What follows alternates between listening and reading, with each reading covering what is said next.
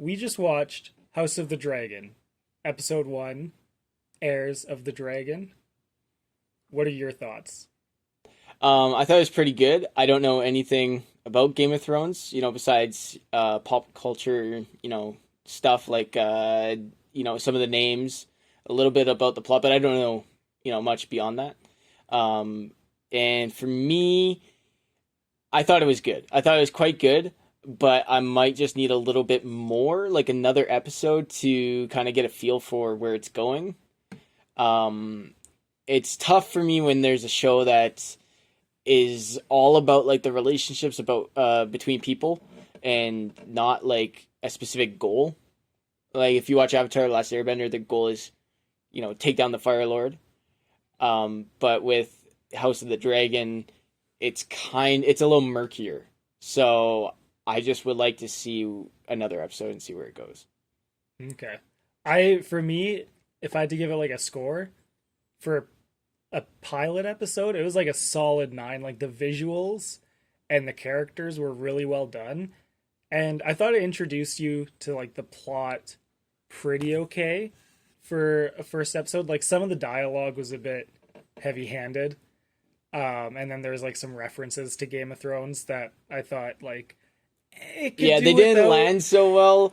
Like they work, but if you notice it, it's kind of a little groan worthy. If Like the title card towards the beginning when it faded away and it said Daenerys Targaryen left over, I was like, they didn't need to. Oh, with the text, the intro text. Yeah, that was like really like a hammer home point. Like, it said, it was summarizing what the time period was, and then it says 172 years, uh, before the death of the Mad King and the birth of Daenerys Targaryen, and it highlights like it fades away all the other words and leaves 172 years and Daenerys Targaryen on the screen. Yeah, a little much for me, but just those are just small things. Like overall, it's fantastic. Yeah, I think I would give it probably an 8 out of 10, but it's because I could see like there's a lot of like the visuals, like every like the production value is super well done, like super expensive, and you can see it, but in a good way, not like there are a few scenes where they're like showing off the sets, but besides that, it like everything was looked really good. The costumes were really well done, and like the acting was quite good. Um, yeah, so for me, 8 out of 10 right now. All right, so we're gonna get into some spoilers. We're gonna go into what the episode was, some of the characters, and where we think it's gonna go. So, first of all, the episode, like you said, was called "The Heirs of the Dragon," and here's the episode summary. Viserys hosts a tournament to celebrate the birth of his second child. Rhaenyra welcomes her uncle Damon back to the Red Keep. All right, so first of all, right there, the Red Keep, I recognize the location. In Game of Thrones, that place blew up, right? More or less. The green fire. Yeah, so the Red Keep is one part of the city of King's Landing. So the city blew up, the Red Keep collapsed, but like some of it kind So of the Red survived. Keep is where they have the Iron Throne in this one. Yes. Okay, so the first character we're introduced to on screen is Rhaenyra, who's the princess.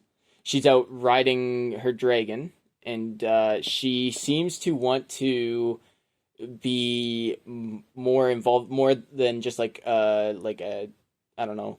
A pawn in the Game of Well, Thrones.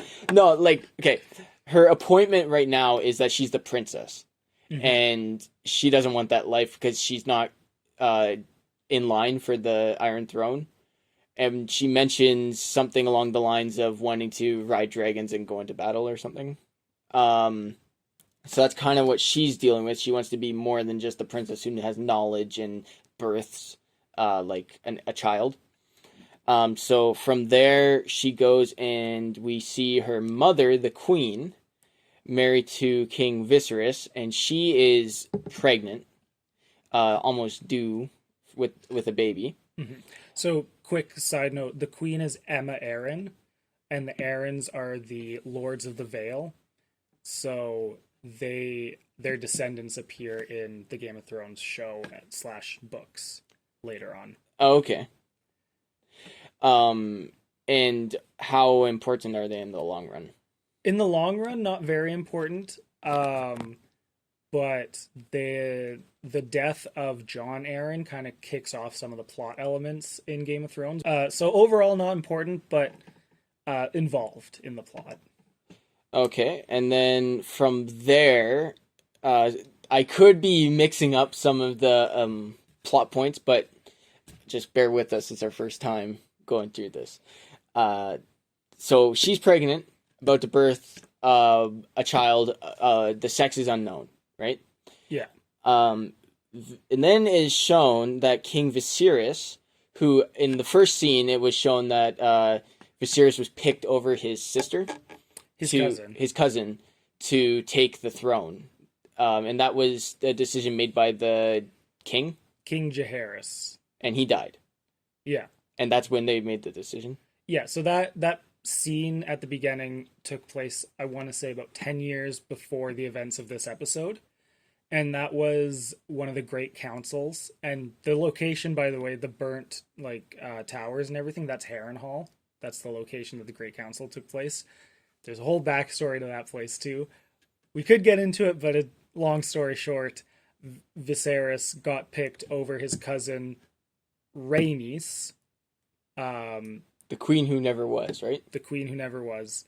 And so that's how he became king, is by royal decree, basically. Okay, and then that kind of kicks off the whole tradition and male dominance that is occurring in the Targaryen bloodline. Yeah, so in one of the council scenes, they mention it kind of set the precedent to choose a male heir over a female heir, even though the female had the stronger claim to the throne, if you ignore the gender part of it, which obviously they didn't. So 10 years later, Rhaenyra isn't next in line for the throne, even though she's the eldest child of the current king, because she's a female heir. Okay. And then that leads us into the dilemma that Viserys is enduring, which is because he doesn't know the sex of his child, he's just banking on it being a son, because he needs an heir, or else Damon Targaryen, played by Matt Smith, will inherit the throne after he passes. Yeah, it's not a guarantee that he inherits the throne, but he has a very strong claim to the throne. So, depending on the internal politics, there's a good chance he becomes the next king. And when we're introduced to Damon, it's very clear that he's not the favorite, and that he has some ulterior motives. He's driven by just being an evil person. Okay, yeah, so let's get into his character a bit. Okay. Well, I want to just mention here, he comes into town because he's from a different area. So the way I understood it was he wasn't staying in the Red Keep, but he was still in King's Landing. Okay. So he was overhauling the City Watch, the police of King's Landing, to kind of revamp their image. Those gold cloaks that they're wearing, that was his idea. And okay, we'll get into that in a little bit. So Damon, what do you see there?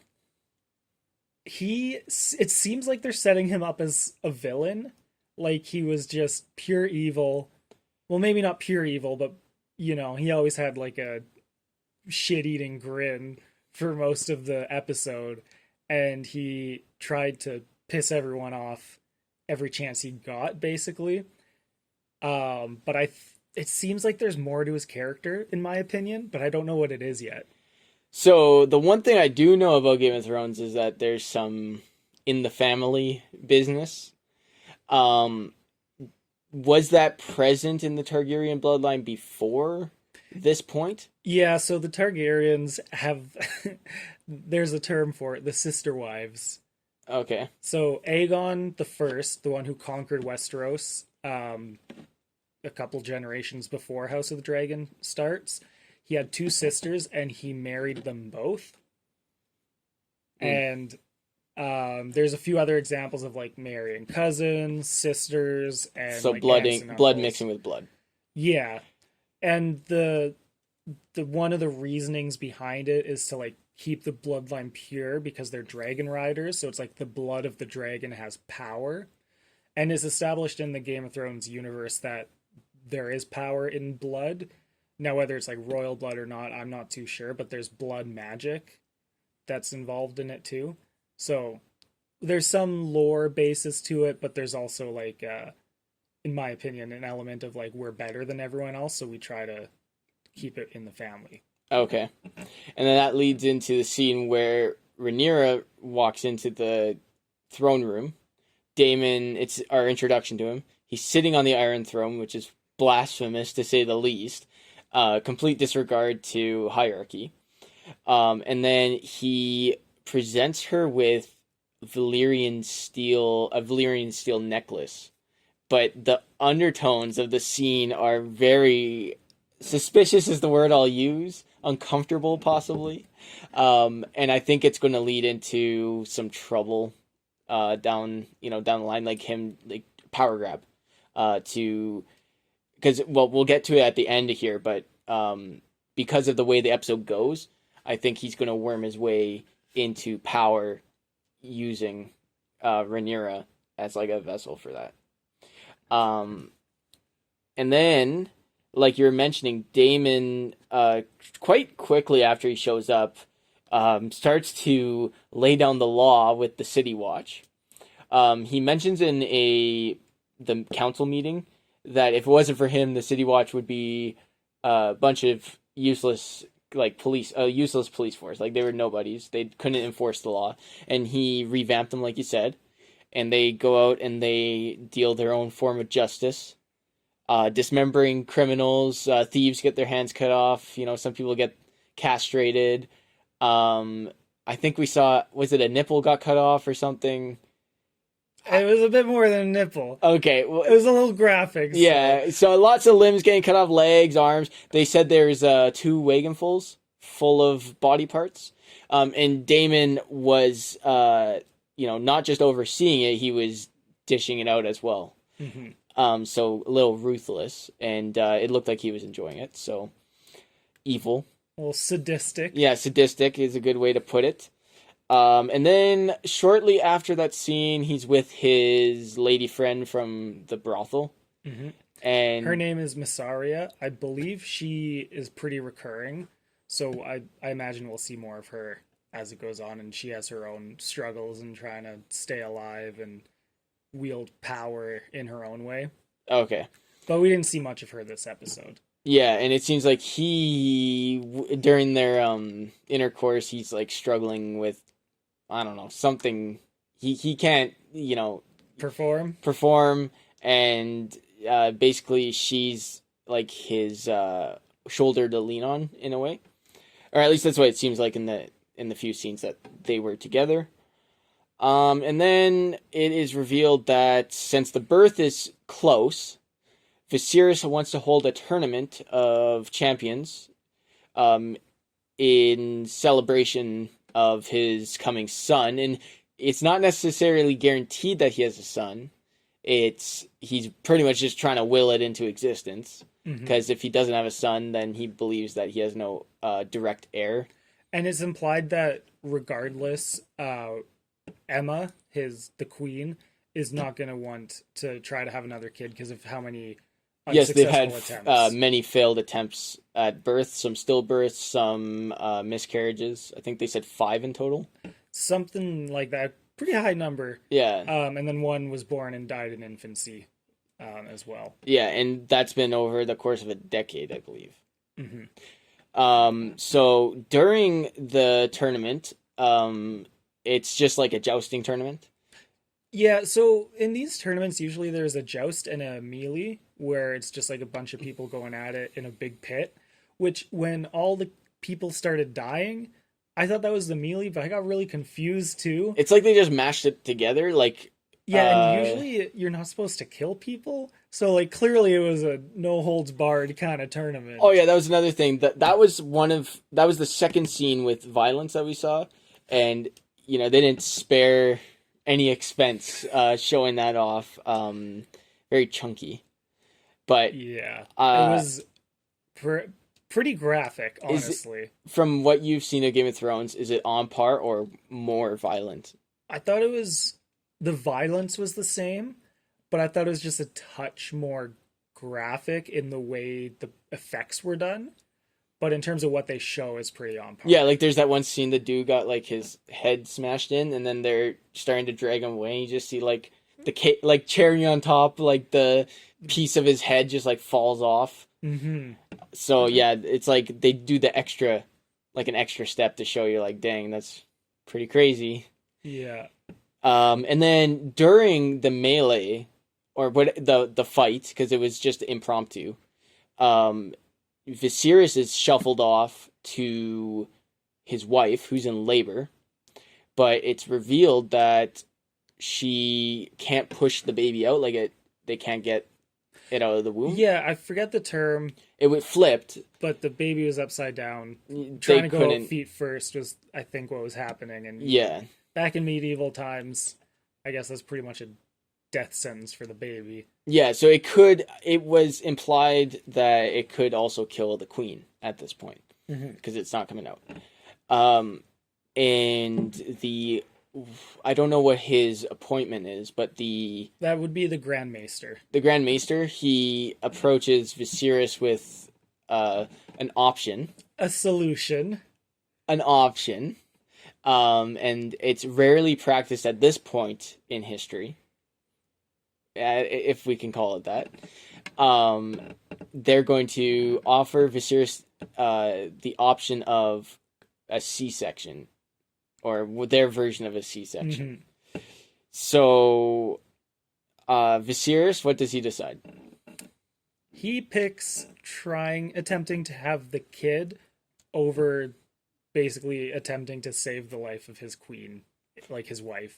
Yeah, because he's so hell-bent on having a male heir Mm-hmm. that at this point he's just willing to risk it all, right? He's desperate. Yeah, and like you can see it like in Paddy Considine's acting. Like he needs this. Fantastic acting. Like in his eyes, in his face, in his voice, you could just see the decision weighing on him. Yeah, it's and almost like like the motivation behind it too. he's got like that crazed look, like when he goes and talks to the queen, and he's like, "It's going to be okay." Like he sounds crazy, dude. Like unhinged. So then the C-section happens, and they just butcher this thing really, really, really bad. Like C-section, you're supposed to go left to right, horizontal. These dudes, these maesters, whatever, they just straight up and down, popping in there trying to get the baby out. It was brutal to watch. It was, but I mean, like, For me, I'll say. as someone who has seen a lot of movies, a lot of, horror movies and all this stuff, like, it wasn't as bad as people are going to make it out to be. I think that they, like, kind of hit a lot. Not like you have to show it, I'm not saying that, but it's not as bad as people are making it out to be. I'll say I had to look away for parts of that scene, which was intercut with the melee, or whatever that was. Yeah, So with it was like brutal violence. well, Damon was in the middle of his own joust at that point. was it the joust with Damon? Yeah. Okay. And I heard someone make this point, and it was earlier in the show, the queen mentioned how childbirth is their battlefield, like that's their role in society, and they drove that point home by literally cutting to a battlefield as she's giving birth. So it was like kind of Poetic. symbolic and poetic in the way that they were like editing that scene. Okay, and then did you expect what was going to happen next with the baby? I kind of did earlier, but then when it showed, they successfully performed the C-section, I was like, oh, maybe the baby lives. Because you hear it cry and breathe, and then it like hiccups or like chokes. It was alive for a few hours, they said. Okay, so yeah, the last thing that we see with the baby is that it is alive, but then we hard cut to it's like the funeral for the Hmm. queen, um, and it's kind of more of a stinger reveal. Like you're thinking that the baby is alive. I mean, on the surface level, like you might have your suspicions, but then so we see the body of the queen, and then right below it is a smaller little wrapped up baby body. So baby didn't make it. Yeah. Which kind of is kicks off the plot of what I assume to be the rest of this season and probably the series, which is now there is no clear successor to the throne. Hmm. So we're That gonna get into the who's gonna be the king or queen or Yeah, so kind of the wrap up to the episode was that decision Viserys had to make. had Otto Hightower was kind of pushing for one solution. yeah. So shortly after the funeral, where forgot to mention Rhaenyra at the funeral recognizes Viserys's like desperate attempt to have a son and it killing the family. She makes some comments about it, and then they burn the body with a dragon. And then right after the funeral, we get a council meeting where Otto Hightower starts to plant the seeds of Damon should not be the heir, which I mean it had been discussed prior, but Damon shouldn't be the heir, and possibly Rhaenyra should be considered. And a lot of the council members scoff at that. And what's the guy's name with the white hair? Did you catch it? The Clearus white or something hair. like that? Oh, Corlys Velaryon? Yes, him. He tries to get his say in there with his wife, who is the queen who never was, and get the idea going that maybe she should be the successor. Hmm. And it was quickly shot down by pretty much everyone there, if Yeah. I'm remembering right. Yeah, no one was a fan of that decision or option. And then even with Rhaenyra, it uh, wasn't unanimous either. It was they pretty much stopped the council meeting once everyone started arguing about it. Hmm. And Otto Hightower once again tries to get his say and his way with the who should be the successor, because he's been planting, whispering in Viserys's ear what should be done. And his daughter is Alicent Hightower, who's friends to Rhaenyra, and also I don't know what her exact role is, but she like helps her study the history of the family. Yeah, I think they were just doing that as friends. I don't know that she has any specific role at court at the beginning of the story. Now, in the history book, the Fire and Blood book, I think it might have been mentioned that she was handmaiden or something to the old king who died, Jaehaerys. But as far as I know, she's just kind of at court to be at court with her father. Mm. Okay. And what does he proposition Alicent with? In brief, he says, "Go seduce the king." Get your way into the bedroom and get your name on the list, basically, for being possibly the heir or birthing an heir. I think that was kind of what was being implied, is that she should get with the king, get their family like become royals, and then birth their own heir. That's kind of what I was understanding. Okay, my brain didn't go that far. I just thought like he's trying to make a power move by using his daughter, and that's where my line of thinking stopped. But luckily for us, Viserys is not so quick to forget his wife and sleep with the child. Um, Thankfully, so Alicent shows up, reads him a book or something. Hmm. It's a very brief scene, and we move on to Viserys inviting Rhaenyra to ask her a question in front of like this. What was the dragon? It was a big old dragon skull. Balerion. or Balerion, the Black Dread. That was the dragon that Aegon rode when he conquered Westeros the first time. Okay. Biggest dragon ever, oldest dragon. Yeah, that skull was huge. It was like the size of this room, easily. Oh, probably bigger. Yeah. And he asks her kind of a trick question. What do you see when you see the skull of the dragon, right? Mm-hmm. And she answers with something to do with like she sees their family. I can't exactly remember the quote, but turns out to be the right answer. Yeah, it was the answer Viserys was looking for, and that's how he makes up his mind. Now Rhaenyra is going to be the heir to the throne. Damon is kicked off.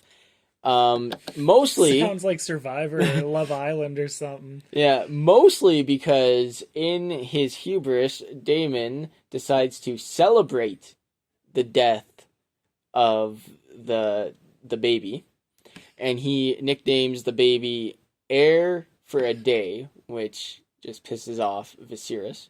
Now, I have a question for you about that. It didn't actually show his speech in the, I assume it was a brothel. Yeah, it was one of the pleasure houses, as they said. Yeah. So do you think Otto Hightower was lying? I never thought about that. I just took it like face value because he says, I verify with 3 different sources who were there. And then Damon admitted to it in front of Viserys. But I wonder if it was like twisted a little bit. If he just accepted it and then just was angry about the whole situation. Like if Damon had a speech and he'd said those words, but he meant it in a different way or something. But I think he's a little more callous than that, like a little bit more vile. You think he was just straight up like, nah. Yeah, stupid like baby couldn't even make it a day. Yeah, like basically showing weakness, like that his brother and his offspring are weak. Yeah. That's how I took it. And now Damon's been removed from his position as like the direct prince to the throne, and Rhaenyra is now in line, which I think going into the next episode we're going to get a time jump. So I will tell you there is time jumps going back and forth throughout the series. Okay. So there's like young Rhaenyra, and then they also cast an older Rhaenyra played by I think Emma Darcy. If you know, you know. Okay. So there will be some time jumps back and forth. But I don't know if they'll converge or how that's going to work, but there is going to be some back and forth. Okay. So all in all, we are getting set up for like a family feud. And I think that's where the next episode is leading, is to a time jump. And then we're going to see how all those decisions in the first episode play out. And probably, I think one of the main focuses is not necessarily going to be Rhaenyra, but we're going to see Damon a lot more. Okay. So, do you want to talk about the characters now?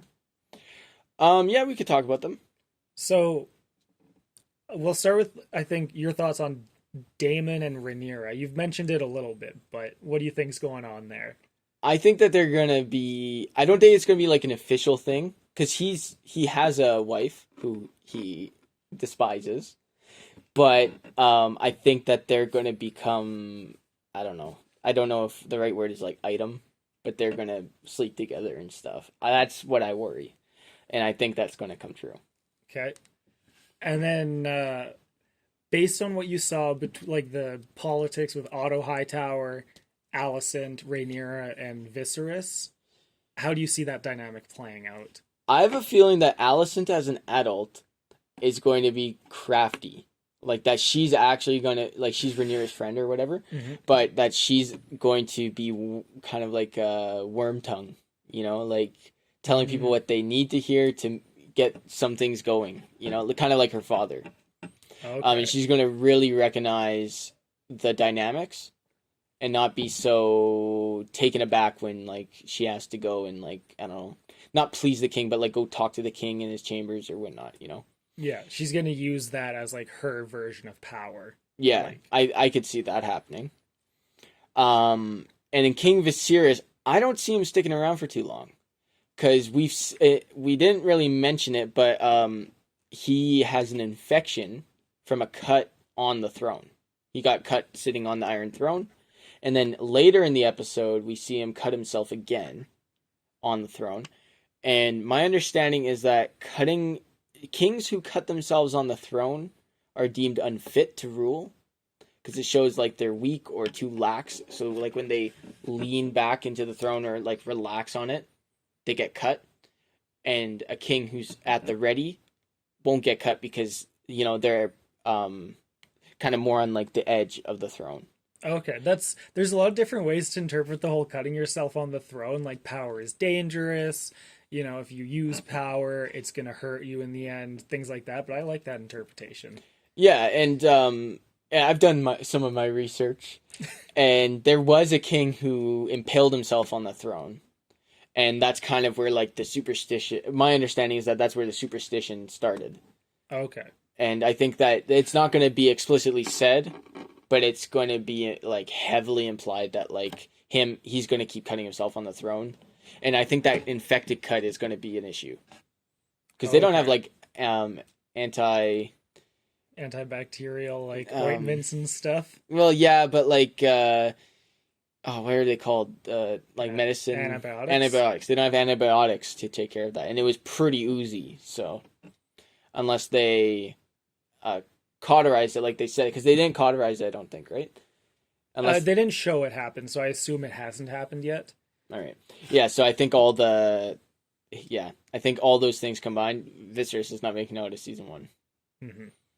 And we've seen it before with Game of Thrones, where they get a pretty quality actor in the lead, or seemingly the lead actor, who gets offed in the first season. Well, we had two in Game of Thrones season one. We had King Bobby B, Robert Baratheon, the king, and then of course Ned Stark. Yeah, like but the other I'm, main I'm talking about character. more like the caliber of actor. Like Yeah. you had Ned Stark, who was played by Sean Bean, Hmm. and then he got axed. And Paddy Considine. Not many people. I don't think a lot of the general audience will know who he is, but he's a very seasoned actor. Hot Fuzz. No, yeah, I guess he was in Hot Fuzz, but he's done a lot of like British like independent films, but like Hmm. highly regarded ones. Hmm. Lots of awards. So I think all those things considered, like all the external factors considered, I think he's gone in season one. Okay. Anything else you want to touch on? I've got a few things, but Sure. okay. So a couple things I noticed. I just want to know if you noticed them too. Was like the heraldry at the tournament. So the heraldry is like the symbols of the house that they represent. So remember when Damon picked his opponent? That was Otto Hightower's son. Oh, okay. I heard like you had when we're watching, you said like, oh, that's the like you repeated hand of the king, Hmm. hand to the king, Hand of the King. hand of the king, but it didn't click that that was the hand of the king, Viserys. Like in the Yeah. same. I thought they meant like just another noble. Yeah. No, it was Otto Hightower's son that Damon injured. It looked pretty brutal, but I guess he's alive because they didn't.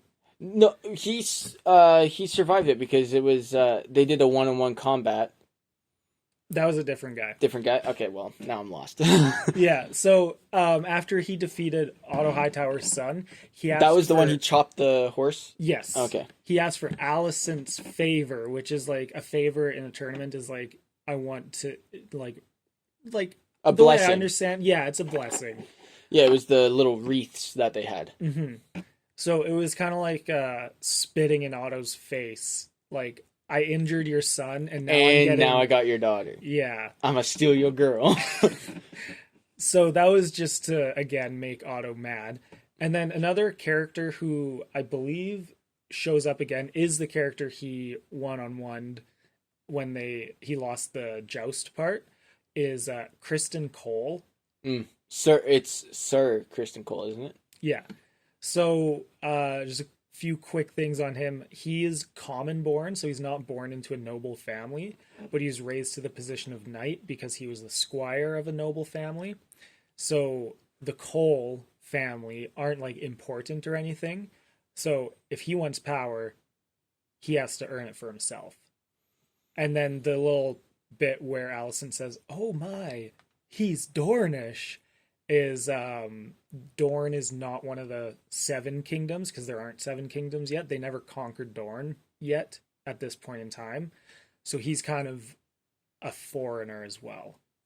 Oh, okay. Do you see them becoming a thing? Was I that what don't was know. implied? I don't know. Or was it just like a nod to something that I think like he'll some show lore? up later and he might like form relationships, but I think all it was like, "Ooh, he's hot." Oh, I okay. like this Kristen Cole guy. That was like Allison and Rhaenyra's impression of him, from what I could tell. Speaking of name drops, the one thing that we got, which I thought was that didn't work so well for me, was when Viserys was telling Rhaenyra about the prophecy. Yes, I was gonna bring that up too. So, do you remember what it is? And do you want to? Not in specific terms. Okay, so the gist of it was that one of the kings, Aegon the Conqueror. Aegon the Conqueror, who came to King's Landing, like Well, he founded it or whatever. yeah, he founded it.